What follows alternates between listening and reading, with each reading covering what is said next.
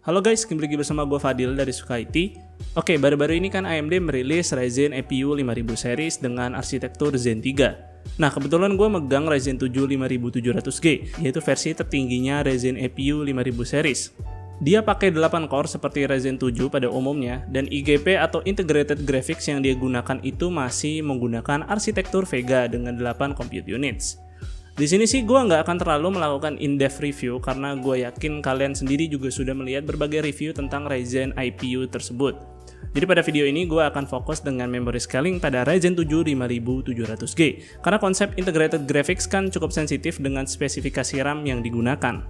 Nah, jadi nanti gue akan bandingkan frekuensi versus timing dan kita akan lihat scaling performanya seperti apa berdasarkan konfigurasi RAM tersebut. Untuk RAM-nya nanti gue akan menggunakan RAM G-Skill Trident Z Royal dengan kapasitas 16GB dual channel yang speed dan timingnya nanti akan gue custom untuk melakukan pengujian memory scaling. Untuk spesifikasi lengkap pada sistem yang gue gunakan bisa dilihat sebagai berikut. Oke, masuk ke pengujian pertama. Di sini gue tes pada game Shadow of the Tomb Raider. Bisa dilihat ternyata apa yang kita duga soal timing ketat ternyata efeknya kurang berpengaruh pada game ini. Peningkatan dari 3200 MHz CL16 ke 3200 MHz CL14 yang terbilang cukup terkenal sakti ternyata hanya meningkat 0,6 FPS saja. Bahkan nggak sampai 1 FPS, jadi kecil sekali ya bedanya. Bahkan dari 4000 MHz CL18 ke 4000 MHz CL16 saja hanya memberikan peningkatan 0,2 FPS. Di sini kalau diperhatikan lagi, justru perbedaan frekuensi RAM lebih mempengaruhi performa si 5700G ketimbang timing RAM tersebut. Selanjutnya game kedua yaitu Horizon Zero Dawn. Halnya masih sama seperti game sebelumnya juga terjadi pada game ini, dan malah di game ini 5700G cukup kesulitan mendapatkan average 30 FPS, tetapi settingan frekuensi 4000 MHz bisa membantu mendapatkan average 30 FPS tersebut.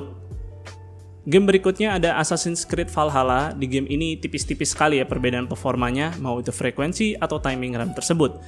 Dari 3200 MHz CL16 ke 3600 MHz CL18 cuman meningkat 0,8 FPS saja. Sedangkan dari 3600 MHz CL18 ke 4000 MHz CL18 hanya meningkat 0,9 FPS. Peningkatan yang signifikan justru terjadi ketika menggunakan konfigurasi 4000 MHz CL16 yang meningkat bahkan sampai 1,3 FPS dari 4000 MHz CL18. Lalu berikutnya ada game Watch Dogs Legion yang merupakan game terberat pada pengujian ini karena 5700G tidak sampai menyentuh 30 FPS. By the way, pada game Watch Dogs Legion, 5700G juga menunjukkan fenomena yang sama seperti game Shadow of the Tomb Raider dan Horizon Zero Dawn, di mana frekuensi lebih berpengaruh daripada timing. Kemudian beralih ke game kompetitif yaitu Rainbow Six Siege. Tidak seperti game sebelumnya yang cuma dapat 0, sekian FPS atau setinggi-tingginya cuma 1 FPS. Pada game ini justru perbedaannya lumayan cukup signifikan. Seperti dari 3200 MHz CL16 ke 3600 MHz CL18 bisa beda 2,4 FPS. Bahkan dari 3200 MHz CL14 ke 3600 MHz CL18 bisa beda 2 FPS. Jadi jauh lebih signifikan jika melihat game-game sebelumnya. Mungkin sih dikarenakan game kompetitif itu lebih CPU bound ketimbang game AAA single player. Kemudian pada game Rainbow Six ini juga terlihat frekuensi lebih berpengaruh daripada timing. Game terakhir ada Dota 2 yang masih merupakan game kompetitif. Dan game ini merupakan game yang paling sensitif soal konfigurasi memori. Dari 3200 MHz ke 3600 MHz aja bedanya bisa mencapai 7 FPS. Ini sih bukan signifikan lagi tapi masif banget. Kemudian dari 3600 MHz ke 4000 MHz juga cukup lumayan bedanya, bisa mencapai 3 FPS. Perbedaan yang masif ini terjadi sekali lagi karena dipengaruhi perbedaan frekuensi RAM. Untuk productivity di sini gue cuma tes encoding aja menggunakan handbrake, dan bedanya tiap-tiap konfigurasi sangat tipis sih, bedanya cuma beberapa detik aja. Kemudian berikut persentase peningkatan FPS berdasarkan ke 6 game yang gue uji di sini.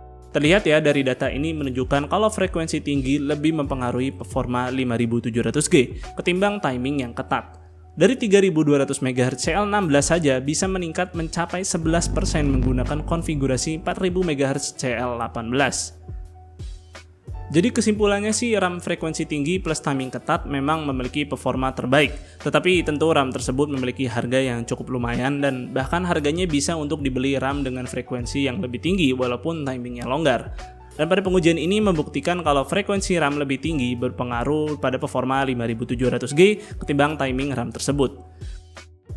Jadi buat kalian juga seorang pencinta OC RAM nih, namun RAM yang dipakai cuma bisa digeber dengan timing longgar. Tidak perlu berkecil hati.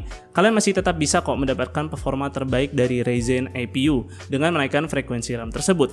Jadi sih semoga video ini bisa membantu kalian untuk memilih RAM yang tepat sesuai budget kalian, karena gua rasa Ryzen APU ini menjadi juru penyelamat di kala harga VGA lagi melambung tinggi.